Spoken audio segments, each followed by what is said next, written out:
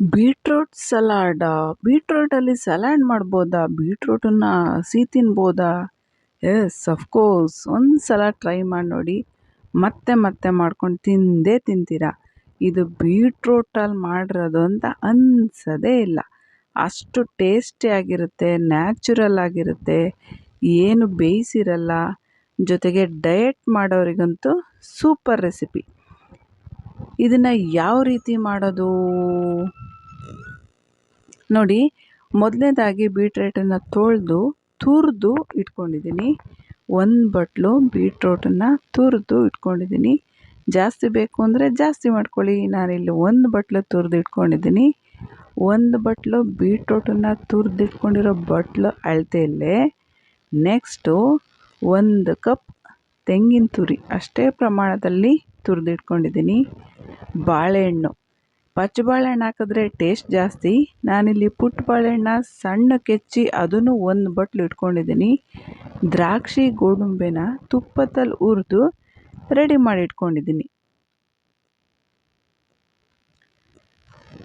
Next ಬೆಲ್ಲನೂ ಅಷ್ಟೇ, ಉಂಡೆ ಬೆಲ್ಲನ ಕುಟ್ಟಿ ಪುಡಿ ಮಾಡಿ ಅದು ಒಂದು ಬಟ್ಲು ಇಟ್ಕೊಂಡಿದ್ದೀನಿ.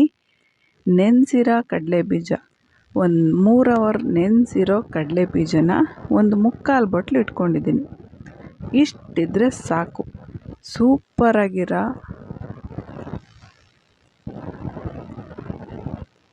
ರೆಸಿಪಿನ ಮಾಡ್ಬೋದು. ಸರಿ, ಬೀಟ್ರೂಟ್ ರೆಸಿಪಿ ಮಾಡೋಕ್ಕೆ ಇಷ್ಟಿದ್ರೆ ಸಾಕು. ಬೀಟ್ರೂಟ್ ಸಲಾಡ್ ಅಂತಲೂ ಹೇಳ್ಬೋದು. ಸಿಹಿಯಾಗಿರುತ್ತೆ, ಚೆನ್ನಾಗಿರುತ್ತೆ.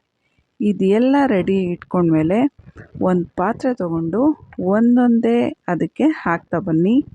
ಬೀಟ್ರೂಟ್ 1 ಬಟ್ಲು, ತೆಂಗಿನ ತುರಿ 1 ಬಟ್ಲು, ಬೀಟ್ರೂಟನ್ನು ಜಾಸ್ತಿನೂ ಹಾಕ್ಕೋಬೋದು. ಬಾಳೆಹಣ್ಣು 1-2 ಬಟ್ಲು ಹಾಕ್ಕೊಂಡ್ರೂ ಚೆನ್ನಾಗಿರುತ್ತೆ.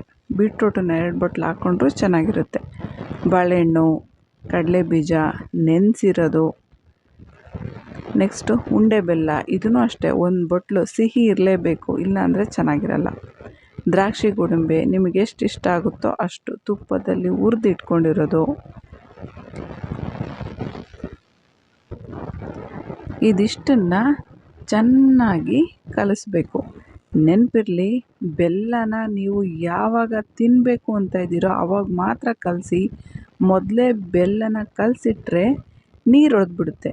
ನೀವು ತಿನ್ನೋಕ್ಕೆ 5 ನಿಮಿಷ ಇದೆ ಅಂದಾಗ ಬೆಲ್ಲ ಮಿಕ್ಸ್ ಮಾಡಿ ತಿನ್ನಿ. ಸೂಪರ್ ಟೇಸ್ಟಿಯಾಗಿರುತ್ತೆ. ನೀವು ಮತ್ತೆ ಮತ್ತೆ ಮಾಡ್ಕೊತೀರ. ಒಂದು ಸಲ ಟ್ರೈ ಮಾಡಿ ಅಂತ ಹೇಳ್ತಾ ನಾನಿದನ್ನು ಮುಗಿಸ್ತಾ ಇದ್ದೀನಿ. ಬೀಟ್ರೂಟ್ ಸಲಾಡ್, ಡ್ರೈ ಫ್ರೂಟ್ಸು, ಬಾಳೆಹಣ್ಣು ಹಾಕಿ ಮಾಡಿ ನೀವು ಒಂದು ಸಲ ಟ್ರೈ ಮಾಡಿ ಅಂತ ಹೇಳ್ತಾ ಈ ವಿಡಿಯೋ ಮುಗಿಸ್ತಾ ಇದ್ದೀನಿ. Thank you for watching. ನೀವಿನ್ನೂ ಪ್ರೇಮ ಅಡುಗೆ ಮನೆ ಈ ಚಾನಲನ್ನು ಸಬ್ಸ್ಕ್ರೈಬ್ ಮಾಡ್ಕೊಂಡಿಲ್ಲ ಅಂದರೆ ಸಬ್ಸ್ಕ್ರೈಬ್ ಮಾಡ್ಕೊಳ್ಳಿ, ಕಮೆಂಟ್ ಹಾಕಿ, ಶೇರ್ ಮಾಡಿ ಅಂತ ಹೇಳ್ತಾ ಇನ್ನೊಂದು ಸಲ ಥ್ಯಾಂಕ್ ಯು ಹೇಳ್ತಿದ್ದೀನಿ. ನಮಸ್ತೆ.